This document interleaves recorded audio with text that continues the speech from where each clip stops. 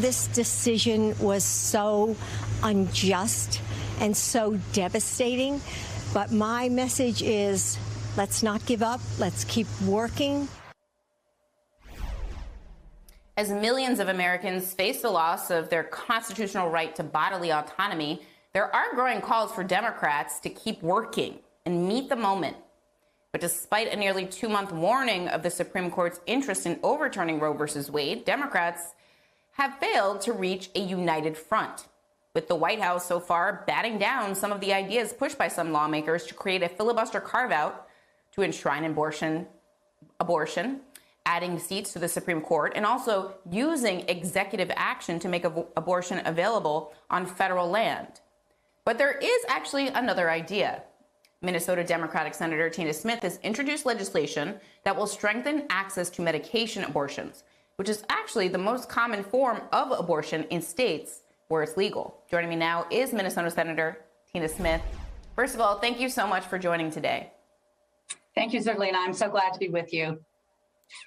So as you pointed out, of the 1 in 4 American women who will have an abortion, over half use medication to do that, safe medication that is available in states where it's legal. So speak to why it's important for Democrats to be proactive here and work to safeguard access going forward. Well, in the midst of this extremist Supreme Court throwing out 50 years of freedom for women to have control over their own bodies and decide for themselves, the question is, what can we do to protect that access wherever we can? Medication abortion is safe and effective through the first 10 weeks of pregnancy. We need to do everything we can and to focus on doing what we can to protect access in states where that's still legal. This is a big deal because the FDA guidelines tell us that we don't need to have an in-person visit. You can access medication abortion through telehealth, and it can be mailed to your home. So women who live in states that have abandoned reproductive freedom and abortion rights still are going to have to go through ridiculous hurdles in order to get access to medication abortion, but at least it will be there in the first 10 weeks. I think we should be focusing on that. And my bill would put those FDA guidelines into law for the long term so that states can't undermine it as we try to protect in every way we can from Republicans this rollback of reproductive freedom. I think this is so important because often the conversation gets stuck in scenarios where you're talking about pregnancies that are later in the term or medical emergencies, as opposed to the majority, as we said it in the open, the majority of abortions that are actually happening, and not scenarios that are on the extreme end of the spectrum.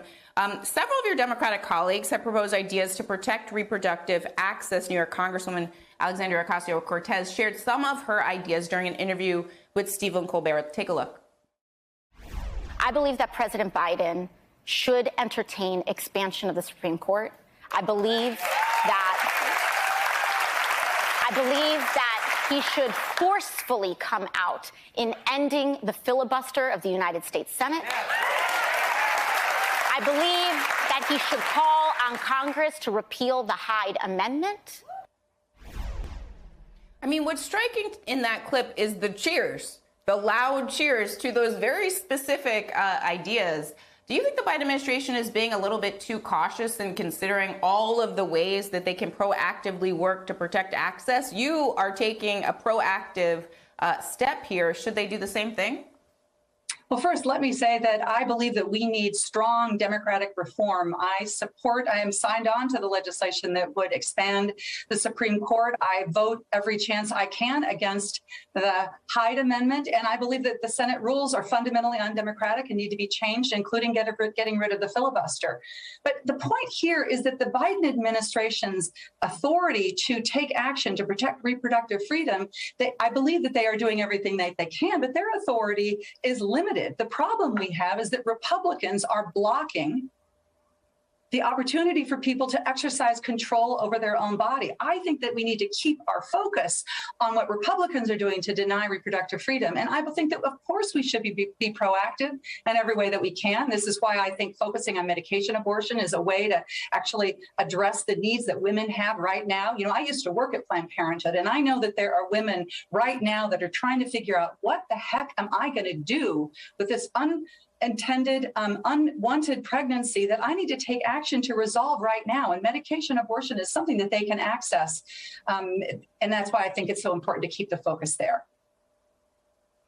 One of the questions that's come up because of the fetal personhood language that is in many pieces of legislation introduced on the state level, it's in the Republican Party platform, is that language like that potentially can outlaw birth control, IUDs, IVF, and other forms of contraception. Do you think that those types of things are also at risk, and access to those basic forms of birth control are also on the chopping block?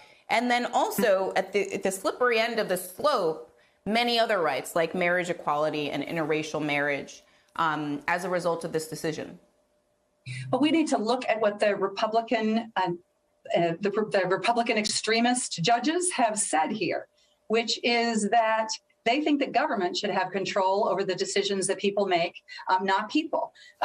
Look at what states are doing around the country to make it extremely difficult for women to get access to the morning after pill, which is a form of contraception. Look at what Justice Thomas said out loud, which he believed that a challenge to the Supreme Court precedent that protects birth control is worthy and should be considered. So I understand why people see this as a slippery slope. We have Republicans saying out loud that their end goal is to have a national ban on abortion. And that's the contrast, significant contrast between Republicans and Democrats on this issue. And I think sometimes some of the Republicans want to run away from this, but it is fundamentally the difference that I believe is going to be a galvanizing difference as we move towards the elections. It is a pretty big difference between the two parties in this moment. Senator Tina Smith, thank you so much for joining us today. Please stay safe.